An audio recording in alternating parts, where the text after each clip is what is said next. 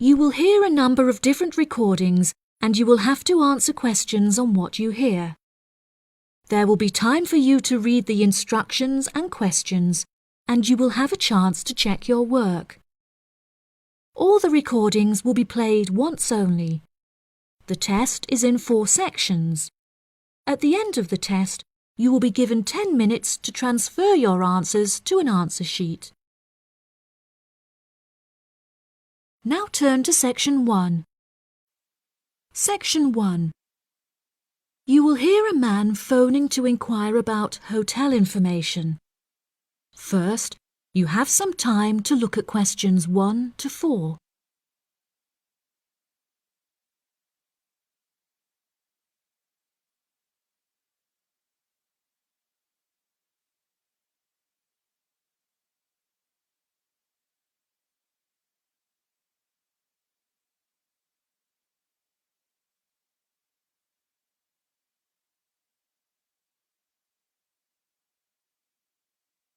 You will see that there is an example that has been done for you. On this occasion only, the conversation relating to this will be played first. Good afternoon. You're through to reception at the Island Hotel in Crete. How may I help you today? Yes, hello there. I'm hoping to book a double room for my wife and myself for about 2 weeks, from the 25th of April of this year. Firstly, could you tell me whether it's particularly hot during this time? The type of room the man requires is a double one, so double has been written in the space. Now we shall begin. You should answer the questions as you listen because you will not hear the recording a second time. Listen carefully and answer questions 1 to 4. Good afternoon. You're through to reception at the Island Hotel in Crete. How may I help you today? Yes, hello there. I'm hoping to book a double room for my wife and myself for about 2 weeks, from the 25th of April of this year. Firstly, could you tell me whether it's particularly hot during this time? Yes, of course, sir. During late April and early May, the daytime temperature shouldn't exceed 19 degrees Celsius.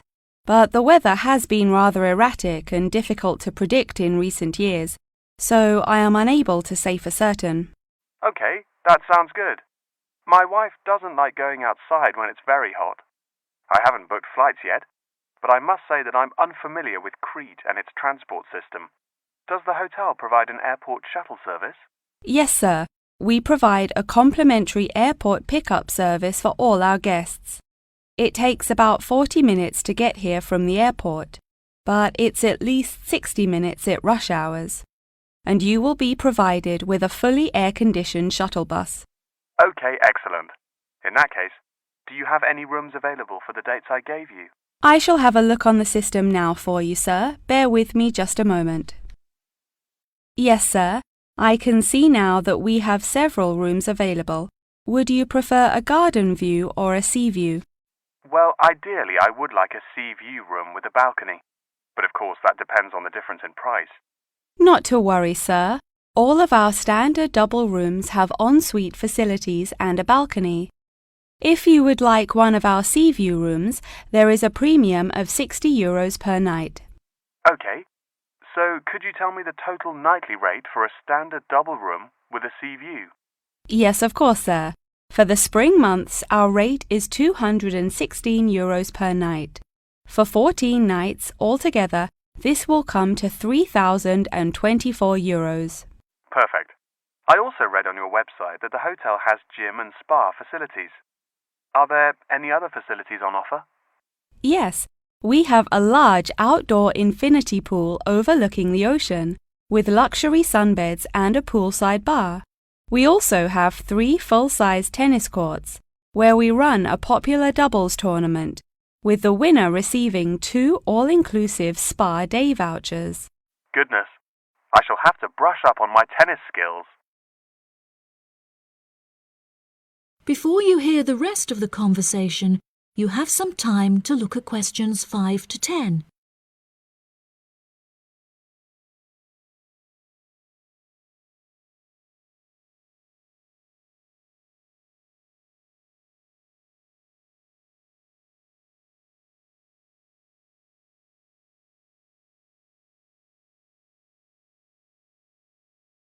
Now listen and answer questions 5 to 10. Are there any other activities organised by the hotel that we can partake in? It's just that it's our wedding anniversary on the 30th of June, and I would like to provide my wife with a perfect romantic getaway. I can assure you, sir, that your wife won't be disappointed. Ours is a 5-star resort which is renowned for its luxury and beauty. In terms of activities, the hotel provides thrice-weekly entertainment. On Tuesdays, guests will take a minibus and partake in learning to cook succulent fish dishes with our Michelin-starred chef Enrique. The class will take place in a beautiful valley deep in the Cretan hills, where guests will be treated to an intimate piano performance by our in-house concert pianist Pedro. On Wednesdays, a select number of guests will be fortunate enough to explore the mountains by helicopter, before being transported to a tropical Cretan garden by shuttle bus. Finally, on Thursdays, after a fancy dinner, we provide a spectacular fireworks display, which guests can view from the comfort of a cable car. Oh, wow! That all sounds absolutely wonderful. I shall book the room now, and then I need to look at flights so as not to become extortionate. Would you like to take my details now or later? That is the end of section 1. You now have half a minute to check your answers.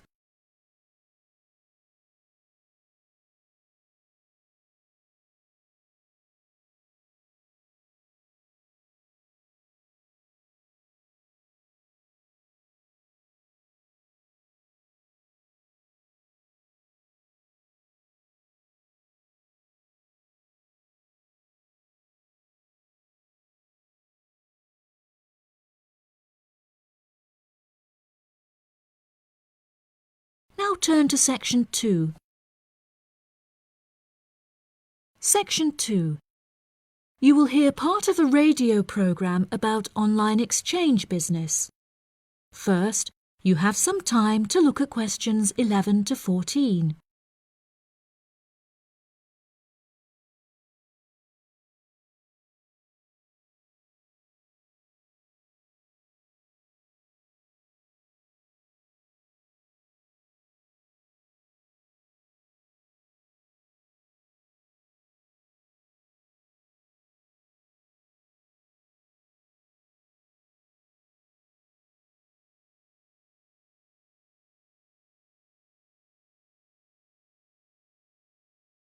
Now listen carefully and answer questions 11 to 14.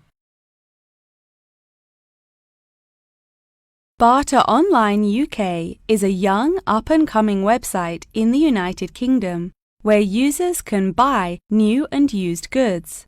However, instead of paying with money, registered users instead exchange their purchase for an item of similar value.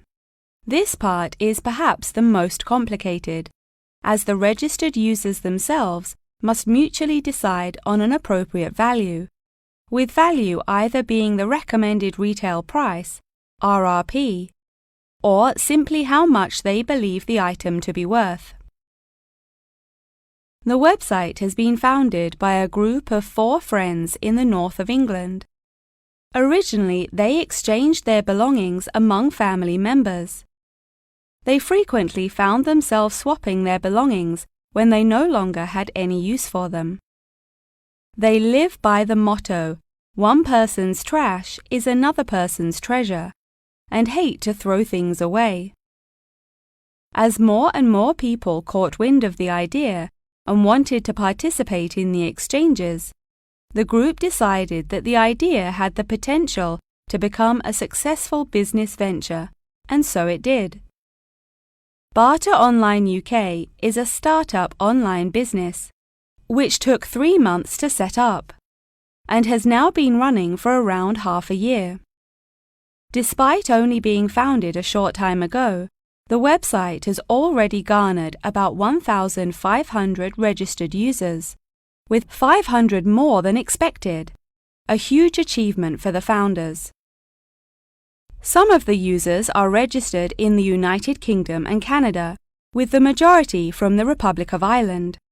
In order to become a registered member, users must first fill in their personal details, followed by their credit or debit card details, which will be used to take payment of a monthly fee of £5. As long as this fee is paid, users will be able to perform an unlimited number of online exchanges. Before you hear the rest of the programme, you have some time to look at questions 15 to 20.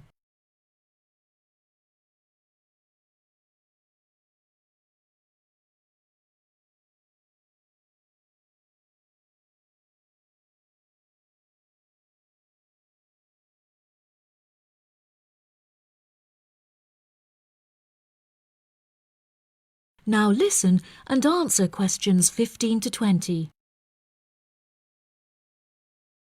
A multitude of items are sold on the website, such as textbooks, soft toys and tools.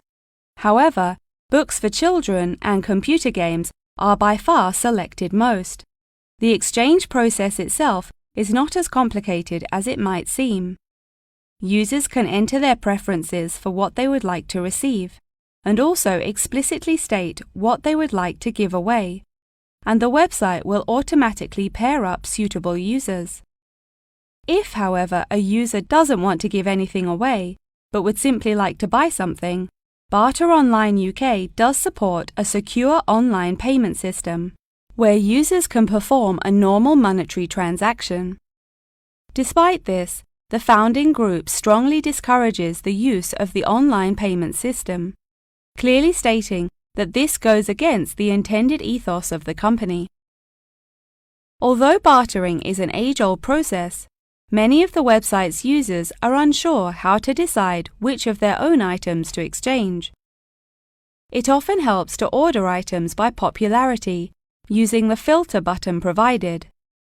This will tell the website to find out popular items for users' convenience. To this, the founding members say, just put everything you don't want on there. Different people have different tastes, and you never know what they might be looking for. In order to aid registered users in their exchanges and to provide them with assurance, the founders recently added a new feature whereby on completion of an exchange, users will be encouraged to provide each other with feedback. This feedback will include criteria such as the quality of the item as compared with how it was advertised, the ease of communication with the seller, the speed at which the item was delivered, and so on. The friends believe that using this method, users will have a more transparent and trustworthy bartering experience. That is the end of section 2. You now have half a minute to check your answers.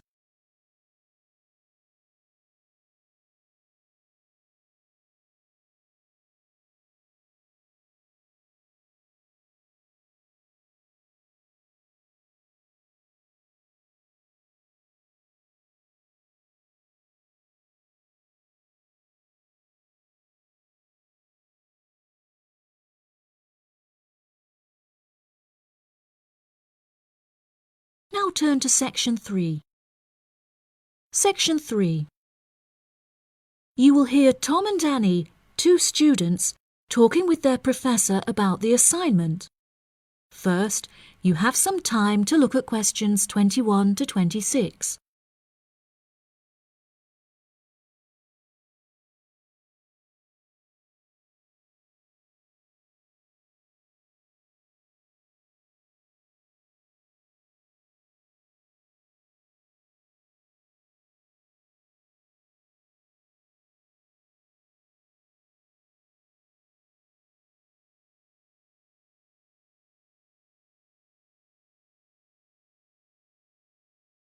Now listen carefully and answer questions 21 to 26.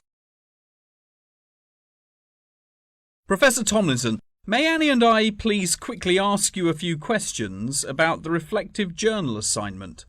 It's just that we're a bit confused as to what you want us to include and discuss. Yes, of course. What are you having trouble with? Well, everything really. To start with, what should be included first in the reflective journal? Perhaps suggestions from others? No. Firstly, you should include the study goals you set yourself at the beginning of the module. This section should have been discussed in some detail towards the beginning of the course by Professor May. You should be able to find her suggestions on the slides she has provided the class online. OK, thank you, Professor. Could I also trouble you to take a brief look at my bibliography and footnotes? I feel like they're missing something. Most of our friends' bibliographies are longer. Well, looking at this, Annie, I can see that you have used a wide range of resources, which shows that you have made effective use of communication technology. As far as I can tell, you need not make any changes to this, although you might want to double-check that your referencing complies with the Harvard Referencing Style regulations. Oh, I'm very surprised you've said that. Thank you. Now I can set my mind at ease. Tom, you said you wanted to ask the professor about the achievements section. Yes, Professor. In the assignment guidelines, we're asked to introduce and elaborate on our biggest achievement in the past, saying which skills we learned in the process and how these skills can be transferred to various different future careers. The only problem is that I don't know what my greatest achievement actually is. I've only ever worked as a waiter in a hotel restaurant during the summer holidays from university. If you worked as a waiter in a hotel restaurant, you're bound to have worked with other waiters as part of a team. Would you say that during your time as a waiter, you developed any leadership skills? Yes, well, I suppose I was asked to become the team leader of the food and beverage department, but that's hardly an achievement. You might not think so, but if you write that you were offered the position of the team leader, it shows a lot more about your character. For example, that you're charismatic and work well in a high-pressure situation. I never would have thought to write that down. Thank you. I guess I should start listening to others more often. Annie, do you have any more questions, or are you ready to go back to the library? Yeah, I think I've got everything I need. Thank you very much, Professor Tomlinson. That was really helpful. I'm actually starting to look forward to writing this now, and it should be a really useful exercise to prepare us for writing CVs and applying for jobs. It's shocking how bad I am at identifying my strengths and weaknesses. Professor Tomlinson has shown me that I definitely need to start displaying some self-awareness. Yeah, Tom, you really do. You're always so modest. Modesty is great until it comes to applying for jobs. Before you hear the rest of the conversation, you have some time to look at questions 27 to 30.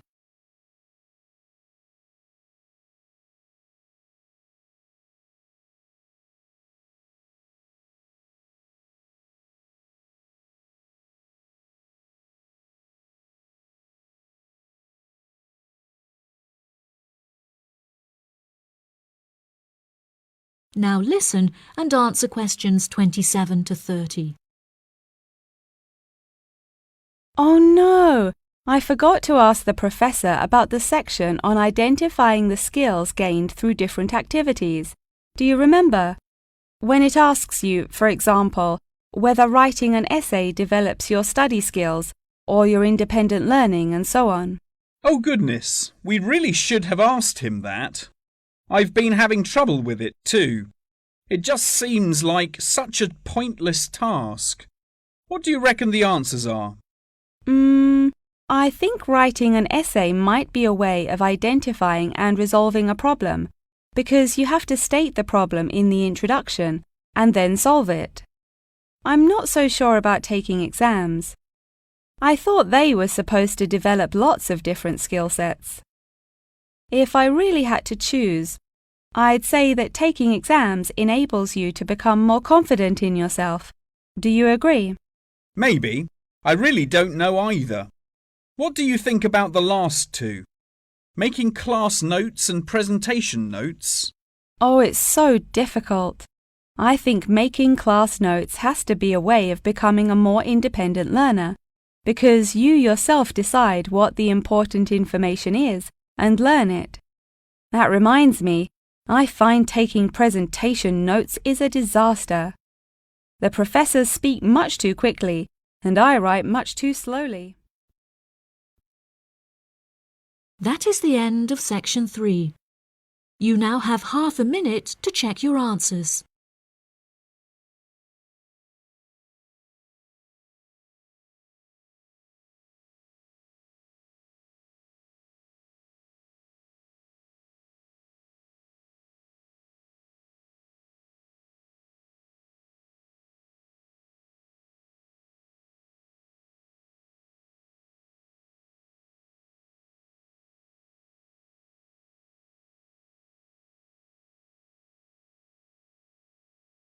Now turn to section 4.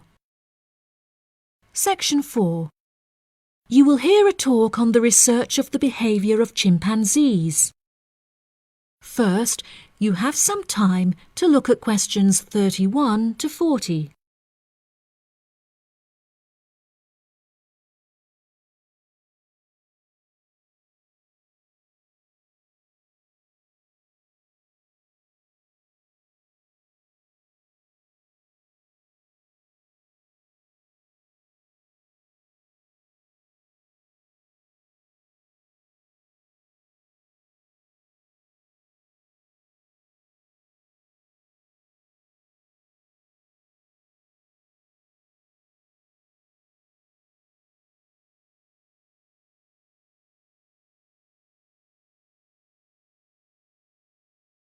Now listen carefully and answer questions 31 to 40.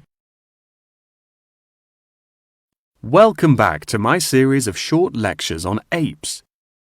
Today we will examine recent and historical breakthroughs on the behaviour of chimpanzees, otherwise known as chimps. The word chimpanzee is an umbrella term for two different species of apes in the genus Pan, which are the common chimpanzee or Pan troglodytes found in West and Central Africa, and the bonobo or Pan paniscus, which are found in the forests of the Democratic Republic of the Congo. Chimpanzees belong to the Hominidae family, together with gorillas, orangutans, and indeed humans. Current research tells us that the chimps broke away from the human branch of the Hominidae family approximately 6 million years ago and remain the closest living relative to humans to this day. More modern researches into chimpanzees have centered on their behavioral characteristics, once all biological and genetic factors have been ruled out. In this way, scientists have unearthed an unfathomable amount of similarities between human and chimpanzee behavior. Although much of this research has taken place through observation of captive chimps, the results are widely seen as an authoritative reflection of chimps living in the wild. Chimps live in large so-called communities comprised of many male and female members, with the social hierarchy determined by an individual chimp's position and influence. Through such research, scientists have found that chimps learn and adapt through observation of others' behavior. Once in power, the alpha male is often seen to alter its body language in order to retain power. For example, he might puff himself up in order to intimidate others, while lower-ranking chimps are noted to behave more submissively and holding out their hands while grunting. Female chimpanzees also have a distinct social hierarchy, with high social standing inherited by children. It is not unheard of for dominant females within a community to unite and overthrow the alpha male, backing another in his place. James Diamond, in his book The Third Chimpanzee, suggests that chimps should now be reclassified in the genus Homo instead of Pan, and there are many arguments still in favor of this. Male common chimpanzees are, on average, 1.7 meters in height, weighing 70 kilograms, with their female counterparts being somewhat smaller. By comparison, the bonobo is slightly shorter and lighter, but with longer arms and legs. However, both species walk on all fours and climb trees with great ease. Jane Goodall made a groundbreaking discovery in 1960 when she observed the use of tools among chimpanzees, including digging for termites with large sticks. A recent study claimed to reveal that common chimpanzees in Senegal have been using spears sharpened with their teeth to hunt. However, these reports remain unsubstantiated. Researchers have witnessed such tools, namely rocks, being used by chimps to open coconut shells, and indeed crushing nuts with stone hammers. As scientific technology has developed, so too has our knowledge of the sheer extent of the chimp's intelligence. Research has now shown that chimps have the capability to learn and use symbols and understand aspects of the human language, including syntax, as well as numerical sequences. As I mentioned earlier, the umbrella term chimpanzee is comprised of the common chimpanzee and the bonobo. These two subspecies are divided along the Congo River, with the common chimps living on one side and the bonobos living on the opposite side of the river. Over the past few decades, both of these subspecies have witnessed an alarming decrease in population density, with animal activists now working harder than ever to protect those remaining and encourage procreation.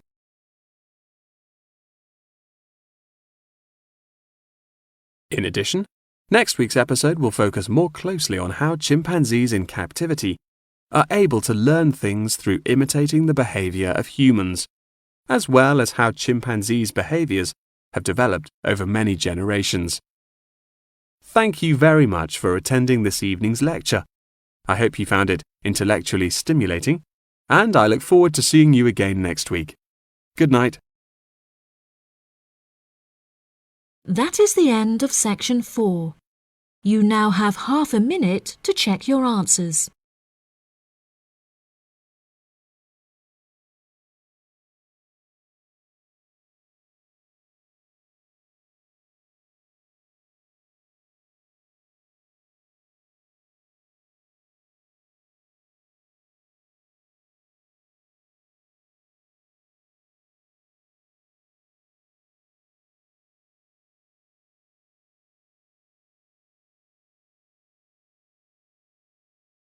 That is the end of the listening test.